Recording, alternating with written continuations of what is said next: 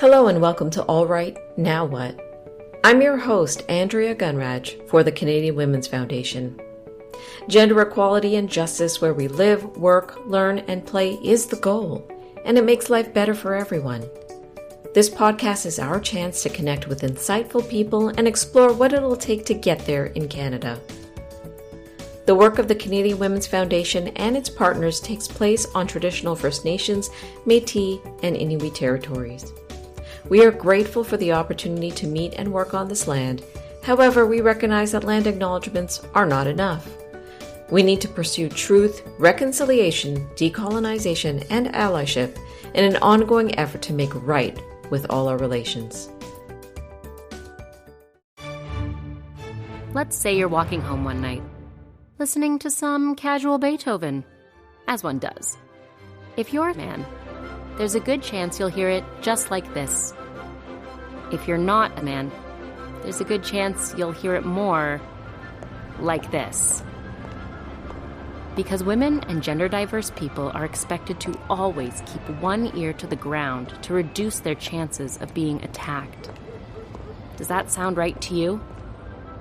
Visit awarepod.com to learn more and help fight gender-based violence. Today I'm speaking with Leslie Wu, planner, architect, community activator, and CEO of CivicAction. So my first question for you, I want to know, what kind of gender equality change maker are you? You did the quiz, you got analyzed. What were your results, and were you surprised at all by any of them? I think the thing that I wasn't surprised about is that I scored higher on collaborator and connector in the 38-39% in both of them. And then challenger was my next level down.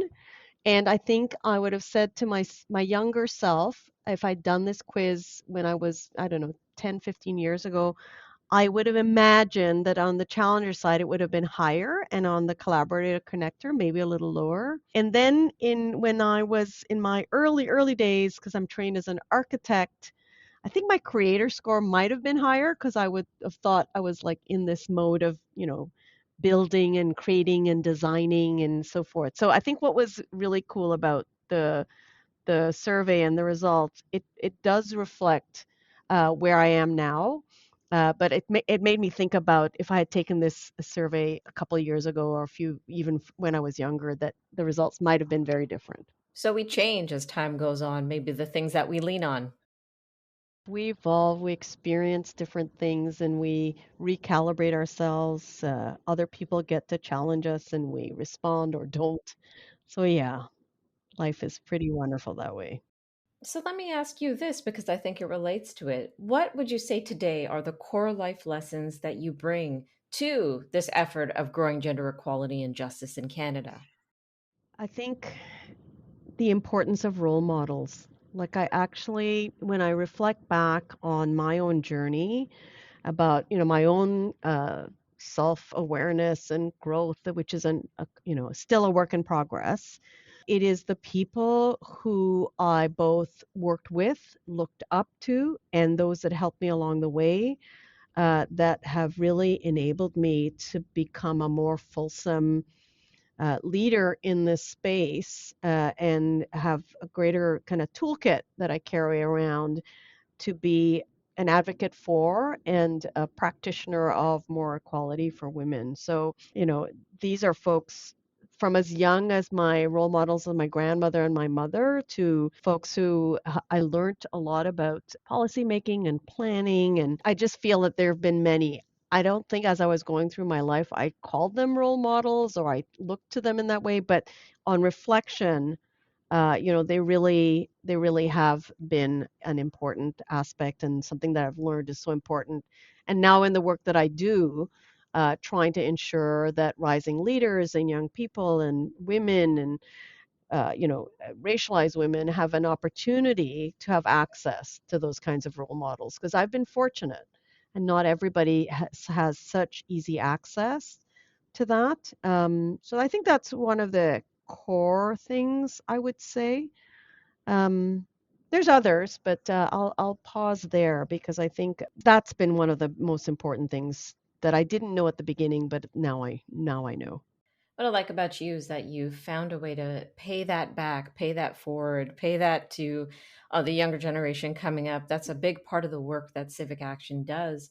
Now, let me ask you about your passions. What are you most passionate about? You have a very dynamic background and a wealth of experience in lots of different areas. But if you had to pick your passion now that connects to gender equality, what would you tell us?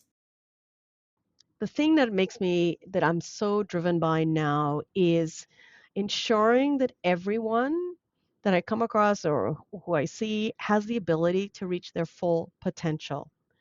And at this stage of my career, it's less about my full potential, and it's more about how can I allow others to really flourish. And because what I've realized now, because I do speaking engagements, I've met a lot of different individuals, I've folks hired a lot of people in my career and so forth, and people come back and say, it was that little conversation we had, you mentioned this, and I really took it to heart, and this is what I'm doing, and here I am now. And you don't realize how much small words, conversations, interactions enable others to reach their full potential. And so I think in the work that I do now at Civic Action and what I want to continue for as long as I'm on this planet is to ensure that I'm creating and supporting their success because it just makes my life much more purposeful.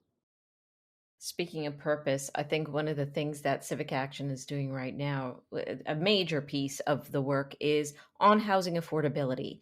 And it just strikes me, this conversation is becoming more common to look at the different ways that different people are impacted differently, depending on who they are, on affordability issues, on housing issues, on homelessness, on underhousing, all the things that are related to that ecosystem of having home, having belonging, having place. I'd love to ask you just some nuts and bolts about what you think around the impact of gender on housing affordability in Canada and certainly within the GTHA, which you're really focused on. The lens I bring to this crisis, and it is a crisis that we've not figured out how to get ourselves out of just yet. I kind of go back, as with many things, to my own personal experience. So I have been a single mom, and I've navigated this journey. My kids are now grown adults. I had the benefit of a number of things that many people today or single moms don't have.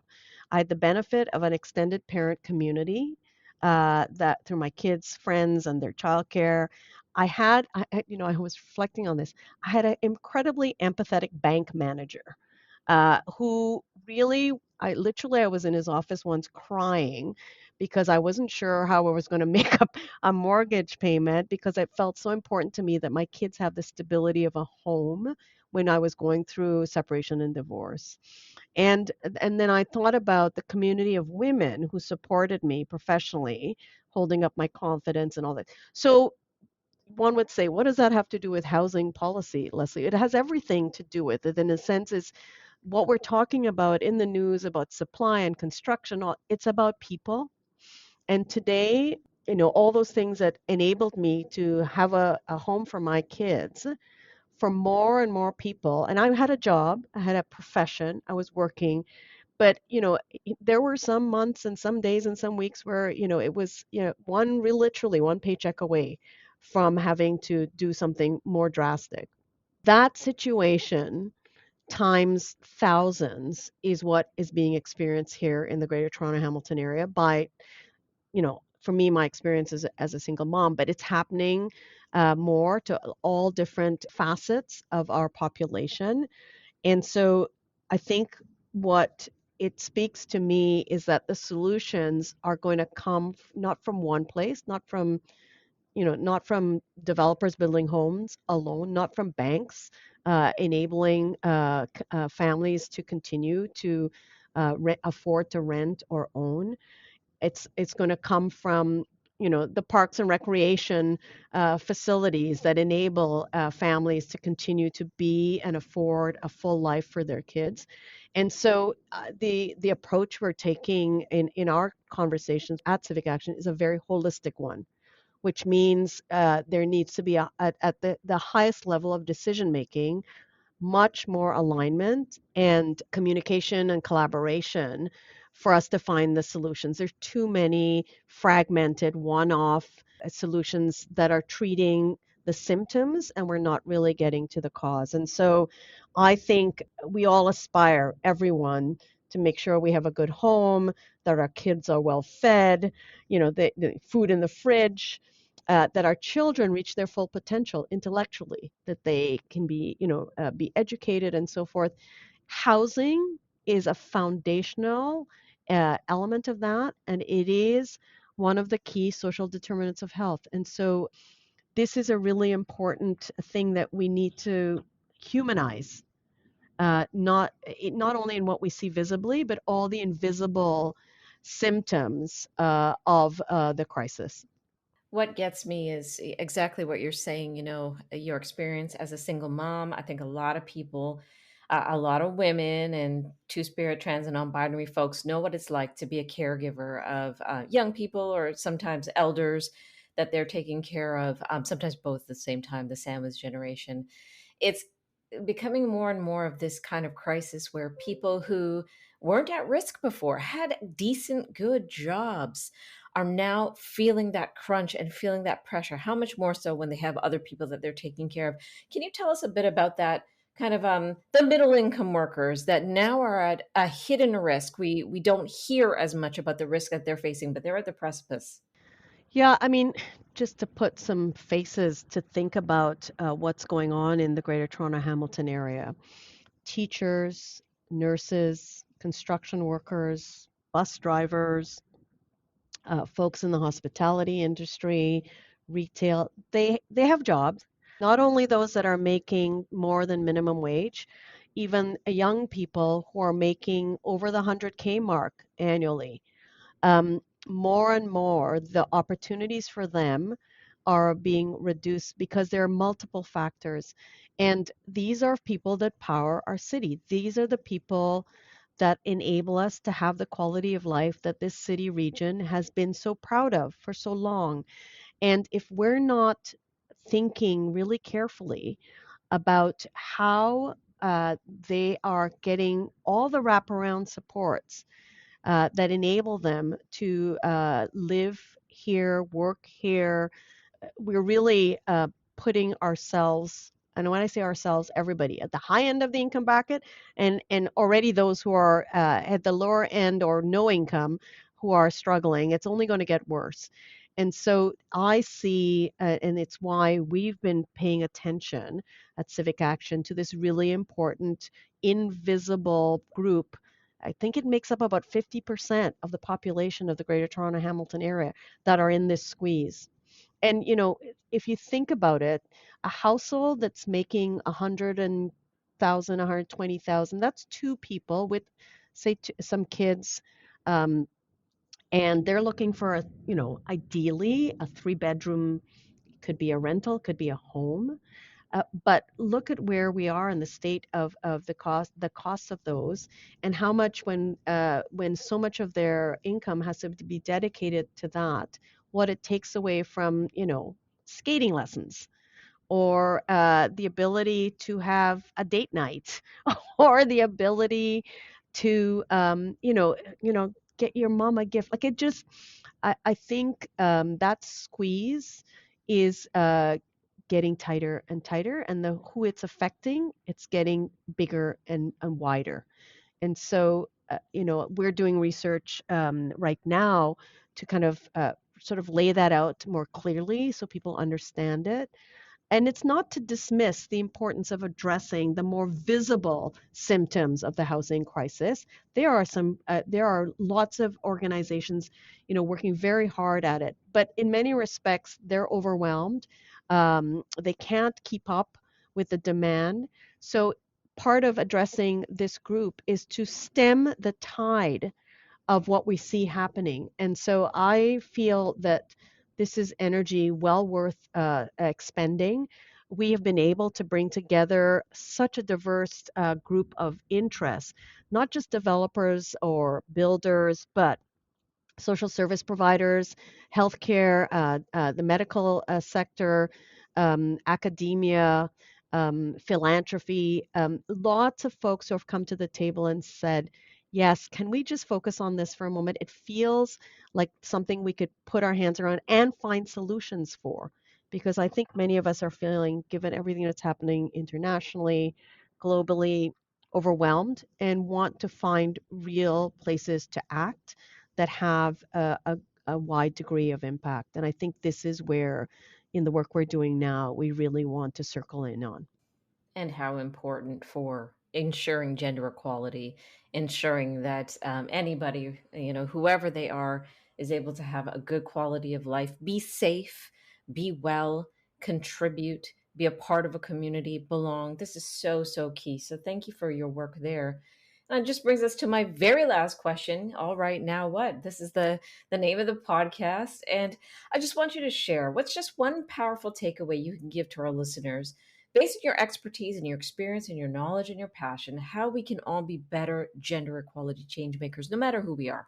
We all know women who are doing superhuman things in their community, in their profession.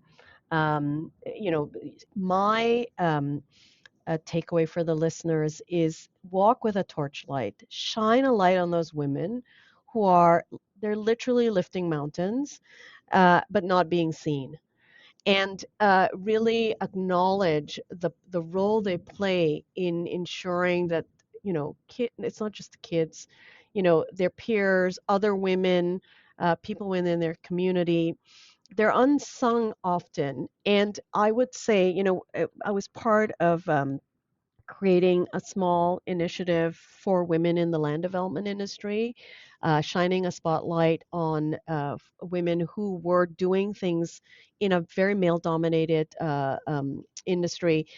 And when we started to have events, showcase them, the domino effect is, yes, everybody got to know who they were more, but the confidence that it enabled them to have, which then enabled them to be more courageous to do more. And so, we suffer this, I don't want to generalize, but we suffer from imposter syndrome all the time. I suffer from it depending on what room I'm in. Like, I don't really, oh my God, how come I got invited? This is amazing. The more we can lift women up, and it's got this kind of domino effect. It feeds our ability as women to be more courageous, stand our ground, lean in, whatever the terms are, in ways that are amazing. So that for everybody who's listening, if it's someone that you know, give them a shout out and make that light as bright as you can to your best of your ability. All right, now what? If you want to make sure no woman, girl, two-spirit, trans, or non-binary person feels out of options, out of sight, out of time, or out of mind, visit yescountmein.ca. When you count yourself in, you'll join over 104,000 people in the Canadian Women's Foundation's community. You'll get tools and opportunities to advance gender equality. This movement needs you. Visit yescountmein.ca and count yourself in today. Please listen, subscribe, rate, and review this podcast. If you appreciate this content, please consider becoming a donor to the Canadian Women's Foundation. People like you will make the goal of gender equality a reality. Visit CanadianWomen.org to give today, and thank you for your support.